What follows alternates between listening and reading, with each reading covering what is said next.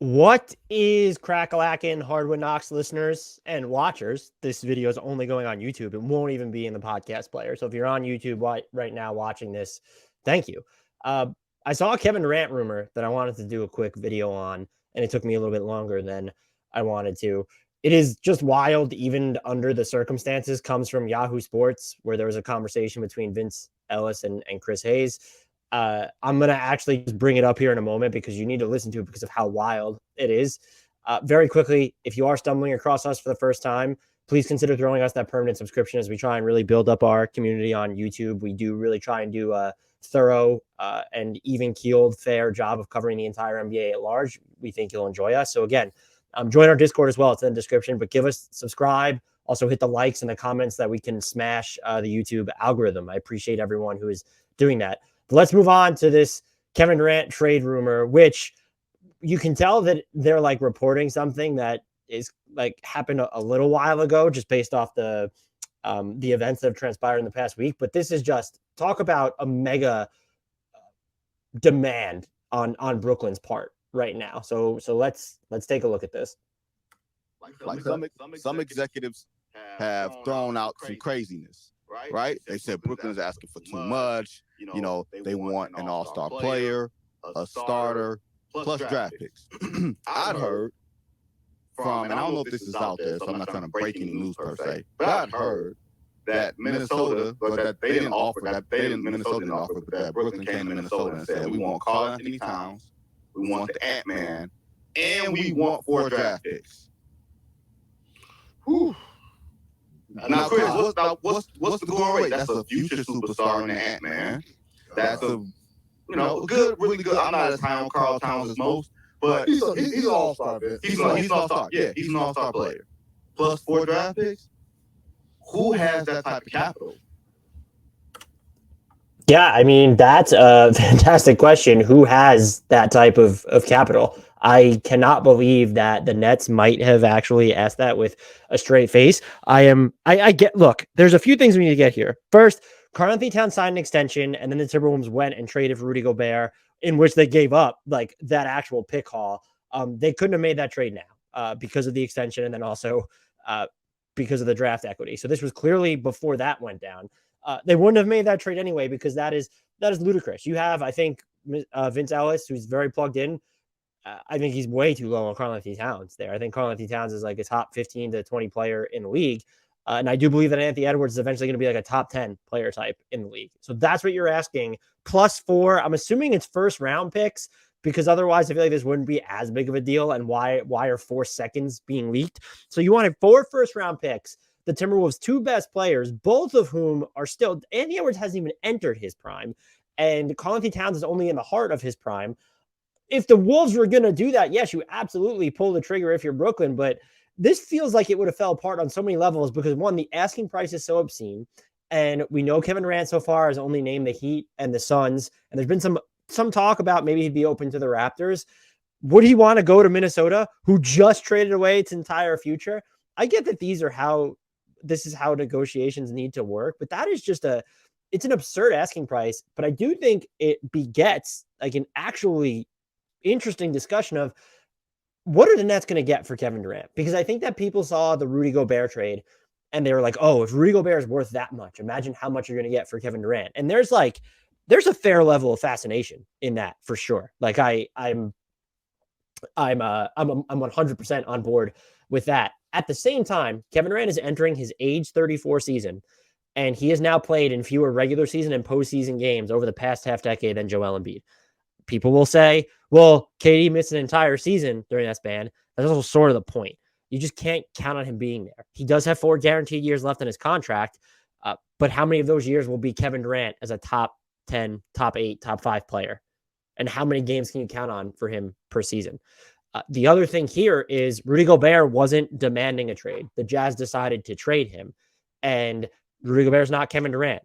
He wouldn't have had this cachet anyway. He wanted to be in Minnesota. Kevin Durant, right now, as we know, wants 2 teams. And there are a lot of people around the league that I can say with absolute certainty that really believe if he was given FaceTime with the Raptors, they could sell him on their vision. So let's say 2 to 3 teams right now. They're not working with a huge market, the Nets. That really does hurt their leverage here, as does the fact that he wanted out in the first place. It's not a Rudy Gobert situation where they're making this decision. The Jazz did on their by themselves. They're being forced into it by Kevin Durant. And so I think we look back and no, I don't think you're going to get Kevin Durant for salary filler and just picks. But I think that we're going to wind up looking at the Kevin Durant return. And yeah, it might impress us, but I will be floored if the Nets get as many picks as the Timberwolves gave up for Rudy Gobert. And it amounts to like, when you're actually looking at the draft equity, like between, depending on how you value swaps, like, and, Walker, Kessler, like their first round pick this year, depending on how you view them, like we're talking about anywhere between 4 and 6 first round picks, depending on how you really want to view it. I think the Nets could absolutely get that type of pick haul for Kevin Durant when you're talking about swaps. Like if you're the Heat, if you're the Suns, if you're the Raptors, like you're going to give up every swap under the sun. If you own all your firsts moving forward, which the Heat do not, but let's use the Raptors as an example, you can right now trade first round picks to 2029.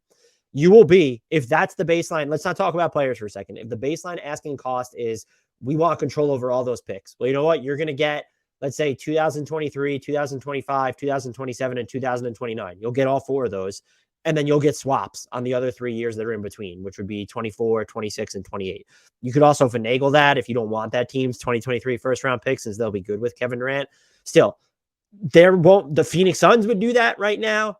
The Toronto Raptors would do that right now. If you start talking about, and let's use the Raptors as an example, just because the Wolves are off the table, but that was Karl-Anthony Towns and Anthony Edwards and 4 first round picks for Kevin Durant. That's just how, like, I don't even know what the purpose of calling the Wolves and asking about that is. And I know that the media is used as sort of leverage right now to where maybe that's not exactly what happened. I also know that certain executives, many executives like to start at the high point to like kind of find the negotiating ground, just like they will start a low point in negotiations. That is just on some heavy drugs type of thinking right there. I'm almost impressed that Sean Marks or whoever apparently called the Timberwolves and asked them for Anthony Edwards, Karl-Anthony Towns, and 4 first round picks. Like, could we just, I don't even know. I would not do, I want to make this clear. Let's say Kevin Durant wanted to be in Minnesota. I'm not doing Karl-Anthony Towns and Anthony Edwards straight up for Kevin Durant. And then whatever, if you need anything else to make the money work. I'm not doing it.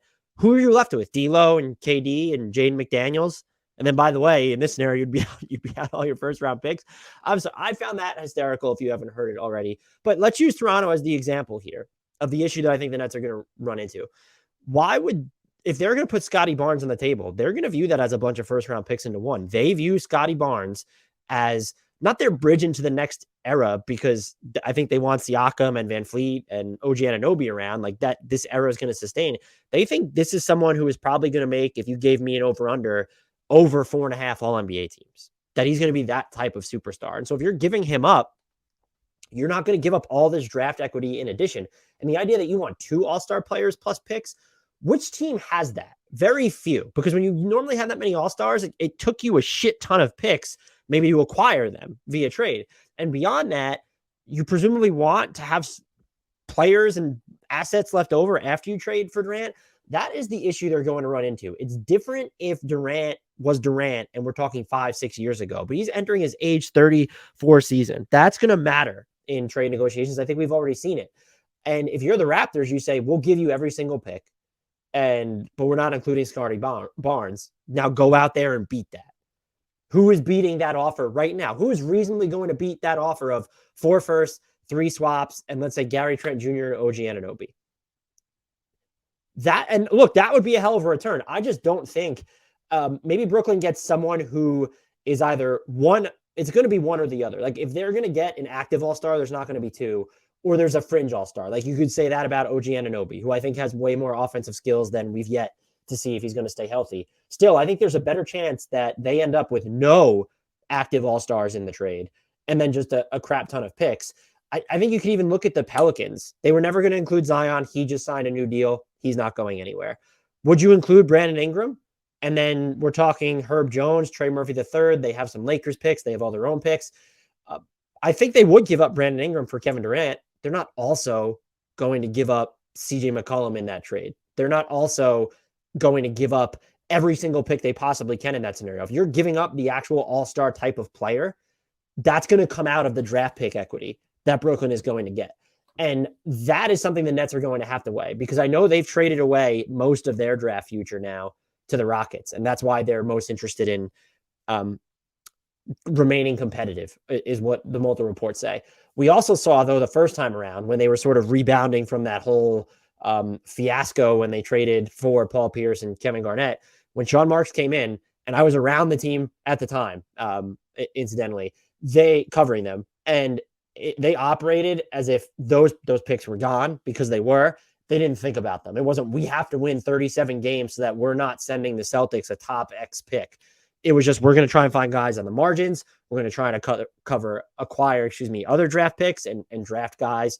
That way, we're going to have the reboot projects like Joe Harris, Spencer Dinwiddie. We're going to take on a distressed youngster asset in D'Lo. It would not surprise me if the Nets do veer all the way in the draft pick, young player direction, where the young players aren't the Scotty Barnes type, or they're not the Zion Williamson type. I've tried to think about who the best youngster I think they can youngster. We're talking like someone still on their rookie scale deal that they could reasonably acquire. The two that I came up with, if Kevin Durant says he wants to be in Toronto and the Nets are willing to take like not as many draft picks, I could see it being Scotty Barnes from Toronto. I could also see it being Tyrese Maxey from Philly. I've thought, and he's injured now and he's not on his rookie scale anymore, would Memphis give up Jaren Jackson Jr. for Kevin Durant? Maybe. But like, it's going to be, I don't know what the Nets are necessarily trying to accomplish by letting that offer get out there. Or maybe teams, the Minnesota, or maybe Toronto is leaking that about Minnesota to try and convey how ridiculous Brooklyn is being. But I think in the end of all this, we might look back at the trade, or no, I'm going to make the prediction now. And this is based with no real inside information. And I'm prepared to be wrong. I will admit if I'm wrong. Maybe the Nets are probably going to get a better player in their trade than the Timberwolves just got for Rudy Gobert. I don't think they're going to get as many draft picks or that actual player we just referenced, let alone two of them, in the deal. I think we're going to look back and say, we fully expect that their asking price wasn't met, but I do think a lot of people who have thought about this, and based off what the Nets asking price is right now, where you're going to look back on the trade and say, oh, they gave up Kevin Durant for just a little bit less than we thought. And I absolutely think it matters that he already asked for out, that the team that is right now, his list is so short. And even if he's willing to branch out, he's going to want whatever team gets him to still have an infrastructure left over, presumably. So those are my thoughts there. That Kevin Durant trade rumor was wild. Hit me with your best Kevin Durant trades in the comments. Please remember to like and subscribe to help us juice the algorithm as well. And yeah, that's about it. Until next time, I'll leave you with the shout out, as always, to the one, the only, the legendary, the absolutely untouchable in any and all Kevin Durant trade negotiations, Frank Ntilikina.